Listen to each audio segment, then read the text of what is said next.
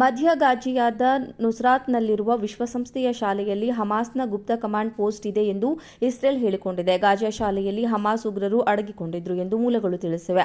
2023ರ October 7ರಂದು Israel ಮೇಲೆ ನಡೆದ ದಾಳಿಯಲ್ಲಿ ಭಾಗಿಯಾಗಿದ್ದ ಹಮಾಸ್ ಹೋರಾಟಗಾರರಿಗೆ ಈ ಕಾಂಪೌಂಡ್ ಆಶ್ರಯ ನೀಡಿತ್ತು. ಫೈಟರ್ ಜೆಟ್ಗಳ ದಾಳಿಯ ಮೊದಲ ನಾಗರಿಕ ಸಾವು-ನೋವುಗಳನ್ನು ಕಡಿಮೆ ಮಾಡಲು ಕ್ರಮಗಳನ್ನು ತೆಗೆದುಕೊಳ್ಳಲಾಗಿದೆ ಎಂದು ಇಸ್ರೇಲ್ ಮಿಲಿಟರಿ ಹೇಳಿದೆ. ಮಧ್ಯ ಗಾಜಿಯಾದ ನುಸ್ರಾತ್ನಲ್ಲಿರುವ ವಿಶ್ವಸಂಸ್ಥೆಯ ಶಾಲೆಯಲ್ಲಿ ಹಮಾಸ್ನ ಗುಪ್ತ ಕಮಾಂಡ್ ಪೋಸ್ಟ್ ಇದೆ ಎಂದು ಇಸ್ರೇಲ್ ಹೇಳಿಕೊಂಡಿದೆ. ಗಾಜಾ ಶಾಲೆಯಲ್ಲಿ ಹಮಾಸ್ ಉಗ್ರರು ಅಡಗಿಕೊಂಡಿದ್ರು ಎಂದು ಮೂಲಗಳು ತಿಳಿಸಿವೆ. 2023ರ ಅಕ್ಟೋಬರ್ 7ರಂದು ಇಸ್ರೇಲ್ ಮೇಲೆ ನಡೆದ ದಾಳಿಯಲ್ಲಿ ಭಾಗಿಯಾಗಿದ್ದ ಹಮಾಸ್ ಹೋರಾಟಗಾರರಿಗೆ ಈ ಕಾಂಪೌಂಡ್ ಆಶ್ರಯ ನೀಡಿತ್ತು.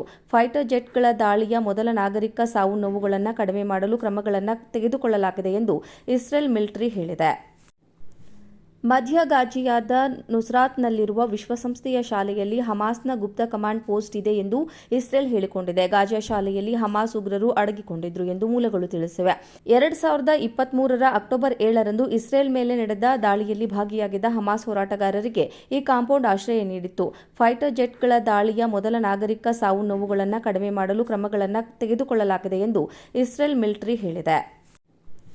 ಮಧ್ಯ ಗಾಜಿಯಾದ ನುಸ್ರಾತ್ನಲ್ಲಿರುವ ವಿಶ್ವಸಂಸ್ಥೆಯ ಶಾಲೆಯಲ್ಲಿ ಹಮಾಸ್ನ ಗುಪ್ತ ಕಮಾಂಡ್ ಪೋಸ್ಟ್ ಇದೆ ಎಂದು ಇಸ್ರೇಲ್ ಹೇಳಿಕೊಂಡಿದೆ. ಗಾಜಾ ಶಾಲೆಯಲ್ಲಿ ಹಮಾಸ್ ಉಗ್ರರು ಅಡಗಿಕೊಂಡಿದ್ರು ಎಂದು ಮೂಲಗಳು ತಿಳಿಸಿವೆ.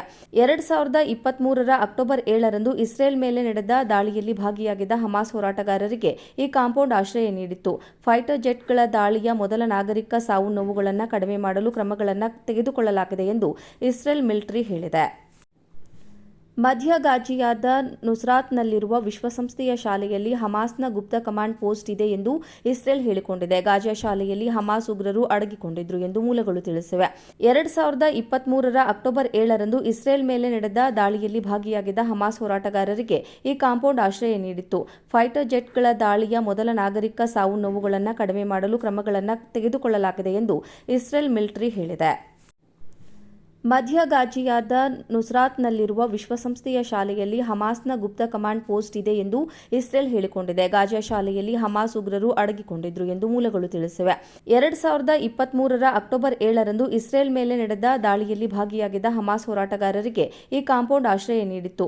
ಫೈಟರ್ ಜೆಟ್ಗಳ ದಾಳಿಯ ಮೊದಲ ನಾಗರಿಕ ಸಾವು-ನೋವುಗಳನ್ನು ಕಡಿಮೆ ಮಾಡಲು ಕ್ರಮಗಳನ್ನು ತೆಗೆದುಕೊಳ್ಳಲಾಗಿದೆ ಎಂದು ಇಸ್ರೇಲ್ ಮಿಲಿಟರಿ ಹೇಳಿದೆ. ಮಧ್ಯ ಗಾಜಿಯಾದ ನುಸ್ರಾತ್ನಲ್ಲಿರುವ ವಿಶ್ವಸಂಸ್ಥೆಯ ಶಾಲೆಯಲ್ಲಿ ಹಮಾಸ್ನ ಗುಪ್ತ ಕಮಾಂಡ್ ಪೋಸ್ಟ್ ಇದೆ ಎಂದು ಇಸ್ರೇಲ್ ಹೇಳಿಕೊಂಡಿದೆ. ಗಾಜಾ ಶಾಲೆಯಲ್ಲಿ ಹಮಾಸ್ ಉಗ್ರರು ಅಡಗಿಕೊಂಡಿದ್ರು ಎಂದು ಮೂಲಗಳು ತಿಳಿಸಿವೆ. 2023ರ ಅಕ್ಟೋಬರ್ 7ರಂದು ಇಸ್ರೇಲ್ ಮೇಲೆ ನಡೆದ ದಾಳಿಯಲ್ಲಿ ಭಾಗಿಯಾಗಿದ್ದ ಹಮಾಸ್ ಹೋರಾಟಗಾರರಿಗೆ ಈ ಕಾಂಪೌಂಡ್ ಆಶ್ರಯ ನೀಡಿತ್ತು. ಫೈಟರ್ ಜೆಟ್ಗಳ ದಾಳಿಯ ಮೊದಲ ನಾಗರಿಕ ಸಾವು-ನೋವುಗಳನ್ನು ಕಡಿಮೆ ಮಾಡಲು ಕ್ರಮಗಳನ್ನು ತೆಗೆದುಕೊಳ್ಳಲಾಗಿದೆ ಎಂದು ಇಸ್ರೇಲ್ ಮಿಲಿಟರಿ ಹೇಳಿದೆ.